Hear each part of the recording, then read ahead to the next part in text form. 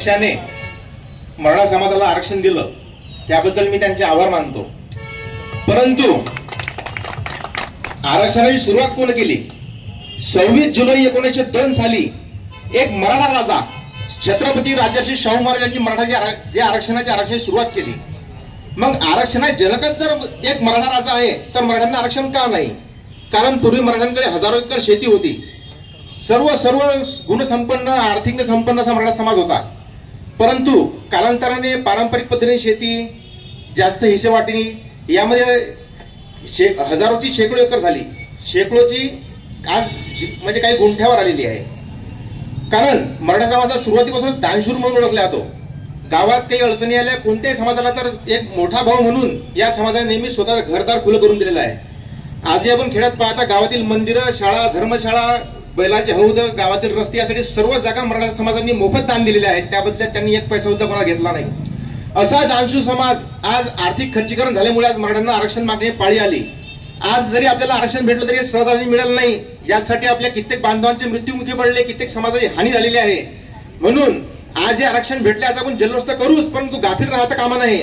कारण आपण पाहतो ज्यावेळेस धर्मावर संकट येते तर मराठ्यांना पुढे करण्याची कारवाई लढवय्या जात आहे. ज्यावेळेस मराठ्यांना पुढे करतात आणि धर्म वाचवतात. परंतु एक अत्यंत खेदजनक बाब आहे, ज्या वेळेस या धर्मावर संकट येते त्यावेळेस मराठ्यांची गरज समाजाला भासू लागते. परंतु ज्यावेळेस मराठ्यावर संकट आलं तेवढा बाकी इतर कोणतीही हिंदुत्ववादी संघटना समोर आली नाही, मराठ्यांचं समर्थन केलं नाही. अत्यंत दुर्दैवी आहे.